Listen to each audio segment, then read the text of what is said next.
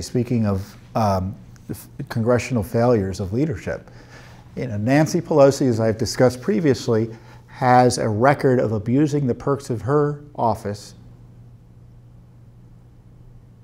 in the handling of military luxury travel. As Speaker of the House, first time she was Speaker, she had access to military luxury jets to go back and forth to her home, and she abused that privilege by repeatedly making and then canceling requests for military jets to take her home, which caused much consternation in the Air Force. Judicial Watch has the document showing that. And then, of course, she had these abusive CODELs, these congressional delegations, taxpayer-funded junkets abroad on military luxury jets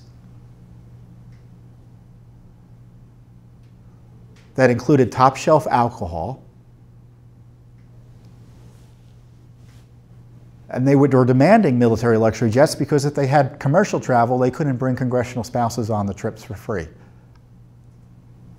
So when I say her office abused the Air Force, I mean it, because we've got the documents.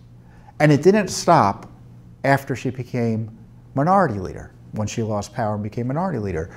Because practically speaking, the Minority Leader gets to set up these CODELs as well. And Judicial Watches have found a CODEL set up by Nancy Pelosi that cost you $185,000. We asked for it included $134,000 in expenses, plus $50,000 as an advance of funds for an escort officer, which raises it up to about $185,000. So oftentimes the military on these trips provides escort officers, military officers who basically are Sherpas, for the members of Congress. And I don't blame the military for assigning officers to help the members of Congress traverse the countries they're in and deal with, set up and provide logistics for these meetings. If the meetings were substantive, if it didn't involve going around and doing a lot of tourism. This is a perfect example, these junkets, of the trips being, having an alleged business purpose to mask what they really are, which is just tourism on your tax dollar. This particular trip went to, let me get my glasses on, was in 2015. It was from July 30th to August 6th. Pelosi took a trip to Milan, Rome, and Naples, Italy, and Kiev, Ukraine. Ukraine, oh my gosh, I wonder what Nancy Pelosi was doing in Ukraine. For herself, her husband, several members of Congress, and their spouses. The trip included Milan, Rome, and Naples, with visits to the Vatican Museum, Sistine Chapel, the Duomo, and also the viewing of Leonardo da Vinci's Last Supper. In fact, Nancy Pelosi's staff wanted a specific crew for Pelosi's flight. This is the epitome of, we hear the left talk about privilege. This is privilege.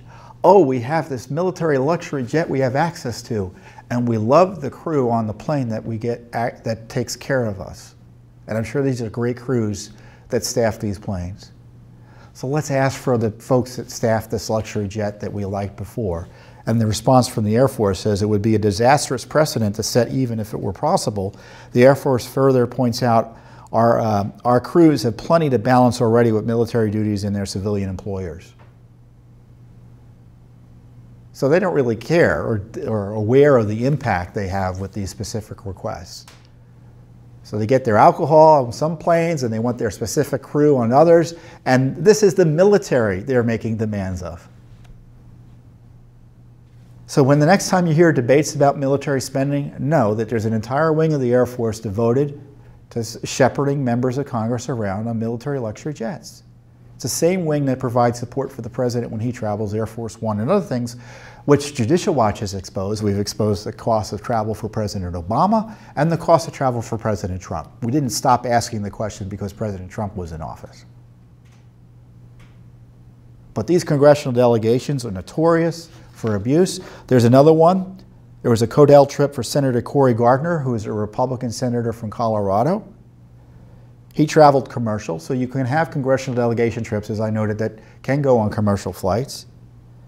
He went to Asia, Tokyo, Japan, Korea, Beijing, and Hong Kong. This trip and flights with per diems, yes, they get cash per day for expenditures, cost at least $26,000. It's one trip for one senator. Well, I shouldn't say it's one senator. It might be more than one senator. So our previous numbers have uncovered that Nancy Pelosi's trips when she was Speaker costs about $2.1 million, with a hefty cost for alcohol. And it just never stops. This is something Judicial Watch will continue to monitor.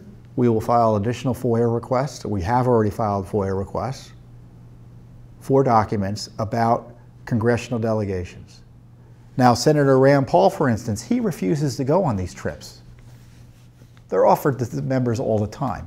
And of course, you know, if a private entity wanted to provide senators and congressmen with a trip to a country where they ought to learn about, it is a nightmare because the so-called ethics rules almost make it impossible or don't make it worth the time for members to figure out how it is they can get past the ethics czars in the Hill to go on privately funded trips.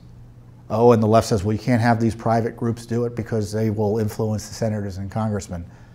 You know, that instead we have our tax dollars being wasted in military junkets where there are no controls and no accountability.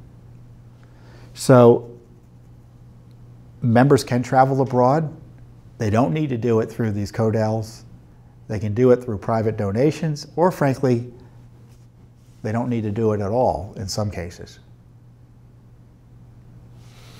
But Judicial Watch, again, we're doing all the work here. We're exposing the numbers.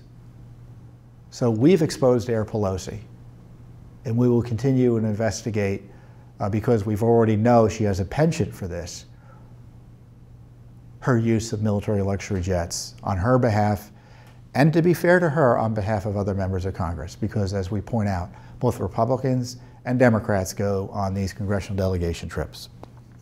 And look them up because there's scandals a bunch. I mean, we were doing this work way back when. Senator Arlen Specter, who's now passed away, he used to be a senator from Pennsylvania, a Republican and then a Democrat. He would go on trips abroad, and it was a nightmare for the State Department because when a member of Congress comes into your country, if you're a State Department official in that country or an embassy staff, you obviously need to drop everything and take care of them, which included setting up squash matches for Senator Specter. That's right. They needed to make sure he had a squash partner because he liked to play squash. Your tax dollars at work.